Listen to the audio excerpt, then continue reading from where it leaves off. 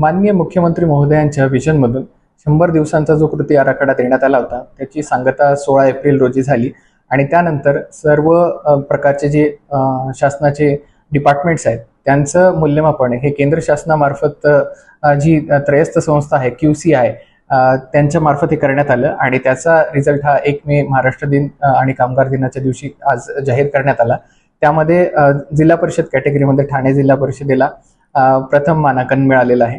तर यामध्ये जवळपास 10 मुद्द्यांबाबत आणि त्यामधील 37 बाबींबाबत मूल्यमापन करण्यात आले होते।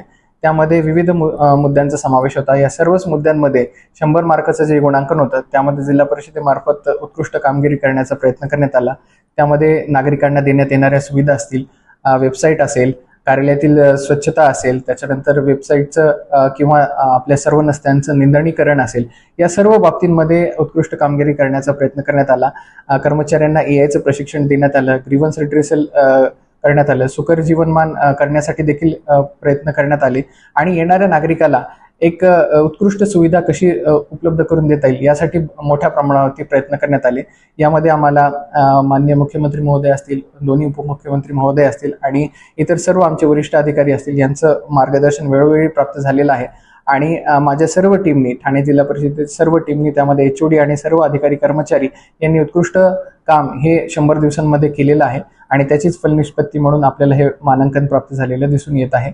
अशाच प्रकारचं काम हे नागरिकांसाठी एक लोकाभिमुख प्रशासन, गतिमान प्रशासन आणि पारदर्शक प्रशासन हे कसं देता येईल यासाठी हा 100 दिवसाच्या आराखड्यामध्ये आम्हाला जी मिळालेली दिशा आहे याच दिशेने आम्ही इथून पुढेही काम करू आणि नागरिकांना आणखी जास्त सुविधा या जिल्हा परिषदेमार्फत देता येतील याबाबत आम्ही नेहमीच प्रयत्नशील राहू। धन्यवाद। दिवसाच्या कार्यक्रमांमध्ये नागरिकांना सर्व सुविधा ह्या आणखी चांगल्या पद्धतीने देण्यासाठी जिल्हा परिषदेमार्फत राबवण्यात येणाऱ्या सर्व स्कीम्सचे हे ऑनलाईन अर्ज प्राप्त करून घेण्यासाठी पोर्टल विकसित करण्यात आले।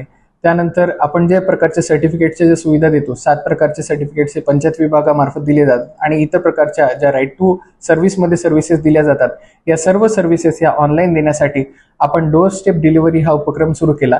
यामध्ये नागरिक त्या पोर्टलवरती जाऊन अपॉइंटमेंट बुक करू शकतात। ठरलेल्या वेळी आपले सरकार सेवा केंद्रामधील व्यक्ती त्या नागरिकाच्या घरी जाऊन सर्व डॉक्युमेंट स्कॅन करून अपलोड करून सर्टिफिकेट तयार झाल्याच्या नंतर परत ते डोअर स्टेप डिलिव्हरीच्या माध्यमातून त्यांच्या घरापर्यंत पोहोच करण्याचं काम आम्ही करत आहोत। त्यामध्ये मागील 20 दिवसांमध्ये 3000 पेक्षा जास्त सर्टिफिकेट्स देण्याचं काम आपण केलेलं आहे। अशा प्रकारची विविध इनिशिएटिव्ह आपण घेतलेले आहेत।